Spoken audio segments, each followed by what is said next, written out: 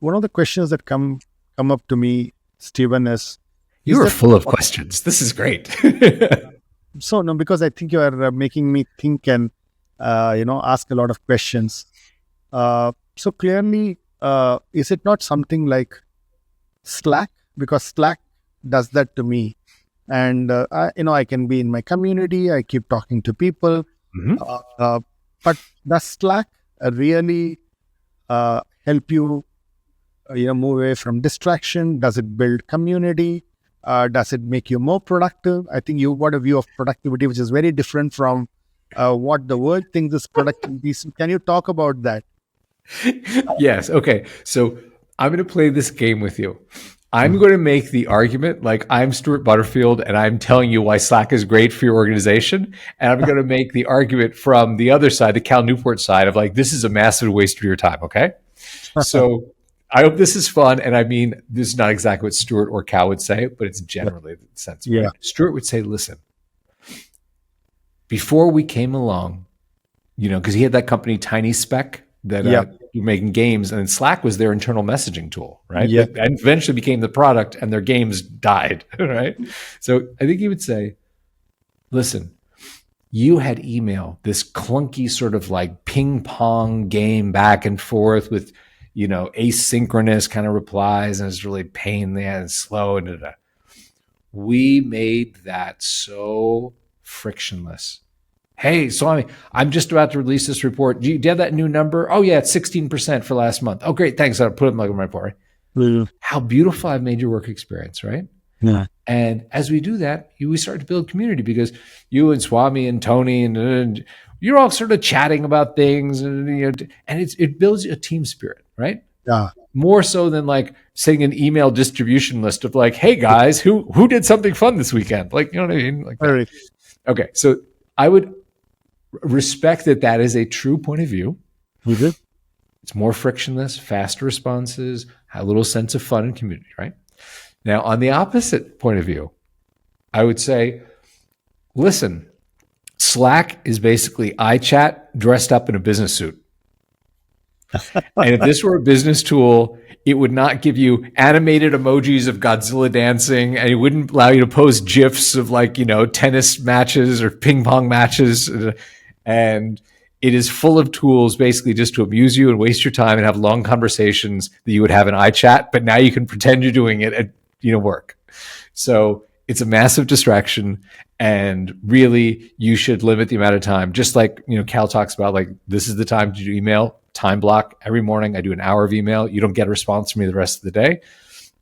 Similar thing. Just like Slack is just a slipperier slope of how to get caught up in messaging that becomes wasting your time. How's that for 2 points of view? So, how have you plugged that in the Sukha platform in terms of the mental model, the concepts, and so how have you ensured that this problem that you talk about is plugged in your film? I'm going to give you an answer you would not expect. Okay? So something I learned in my film career, because I was very lucky to work with great writers. I worked with a number of the writers who get $1 million, $2 million, $3 million a script. They're further along in their careers. They've established themselves as the masters of this, right? Mm-hmm. And something that I noticed that they do was very applicable to me when I developed Sukha. And this is going to sound crazy, but go with me for a moment. I'll explain why it's connected, okay? Let's talk about movies for a moment. Mm-hmm. Some of the biggest budget movies that have crazy explosions and CG creature thing, all this stuff going on, right? If you boil them down to their heart, their soul, right? If you were to say, hey, Swami, I know you need $200 million to go make Star Trek. I'm going to give you $2 million. Can you tell the same story in a way that's compelling if you don't get to have photon torpedoes and spaceships and Klingons? If you think about some of these movies and you do that sort of exercise of, well, what if I only had $2 million? You find that most of these stories boil down to stories of family. Mm-hmm. So I'll give you a couple examples. When we did the reboot of Star Trek, Star Trek had kind of died, and then Alex and Bob said, I think we have an idea with JJ of how to bring this back. And if you watch that movie, which made a bunch of money, brought the entire franchise back, that movie is simply the story from the Bible of Cain and Abel. Kirk and Spock are going to kill each other. They are two brothers who are going to kill each other. And if you watch that movie, they lose the movie until they have that fight on the bridge where they decide to get over their stupid animosity and team up, and then they win the movie. So if you took all the photon torpedoes out, it's a story you could tell with two brothers who are farmers. Okay. And you look at Mission Impossible 3, you look at, a bunch of these other movies, they're basically, Die Hard. These movies are basically a story of divorce. People understand that. There's something uniquely relatable about, my parents are having an issue. And, many of us have divorced parents, or our best friends are divorced, or we're divorced, and it is a model that you understand of like, mommy and daddy need to get along, right? So when you look at True Lies, Mission Impossible 3, Die Hard, blah, blah, blah, many of those movies, if you take out the bombs with the red LED counters and the planes and all that stuff, right? You end up with, it's a story of divorce. And it's about a man and a woman who need to come together, and they'll win, or they don't. And it's a tragedy and they lose. Right. So I say this to you because that model I saw these great writers do, where they would say, I need to make sure that I know the $2 million version of this movie before I can write the $200 million version, right? Because it's easy to add photon torpedoes. It's easy to add Godzilla. But what is it before that, right?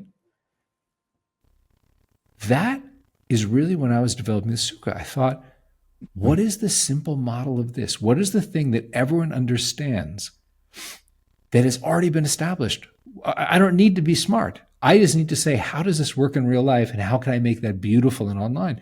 And that is why I call it the coffee shop, because I think many people have the experience of going to a coffee shop and either quietly sitting or thinking or reading, or pulling out their laptop and work on their laptop or work on their phone or do something. And it is not like you're going to a networking event where, you and I are chatting, exchanging business cards. And it's not that. It is simply, it's sometimes nice to be around the energy of other people. Yeah. And you can maybe chat with some, maybe you go to the register and you chat with, the girl making the coffee, or you chat with the guy in line behind you.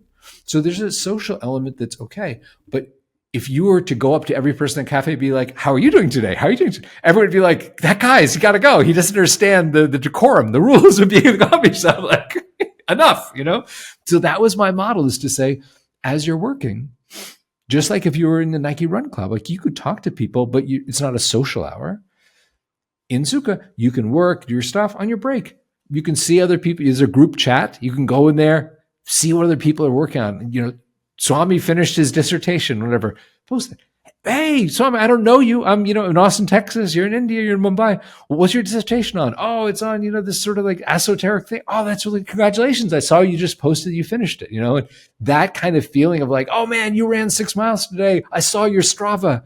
That was awesome. It feels great when someone sees you for what you're doing. And that's what I wanted to give people the ability. I'll tell you a true story. A couple months ago, there's a guy in Sukha, one of the members, and he posted that he finished his dissertation. He was coding. I think by day, he's an administrator at a school. Okay. Right? But at night, he's been working on his PhD in some sort of engineering. I don't know exactly what kind of software engineering. And he posted in there, because every, now and then we finish something, you can post once a day, like, oh, I finished this thing. And all these people around the world said, hey, Roy, congratulations. We've been watching you for months in the coffee shop, working away at this, and like your discipline paid off. Today is the big day. And I run the platform. I know these people do not know him. They're all around the world, but they felt a sense of like, we're in this together. So when he ran the Boston Marathon, they may not be in Boston, but they're all in the Nike Run Club. And they're like, Roy, we saw you finish the marathon. That's awesome, man. That's lovely. And that feels great. And that makes you run the next marathon.